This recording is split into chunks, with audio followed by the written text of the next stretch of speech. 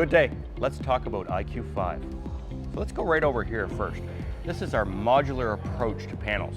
So all the panels will have PowerG built in, but now we can add different frequencies to each and every panel.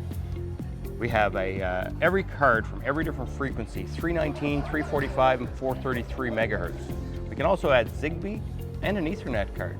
That goes in all the panels. So when you get the IQ5 family, they come with PowerG, and then you can build them to your spec of what you need on your project. Here we have our IQ5 nose screen, our IQ5 Hub, and our IQ5 panel.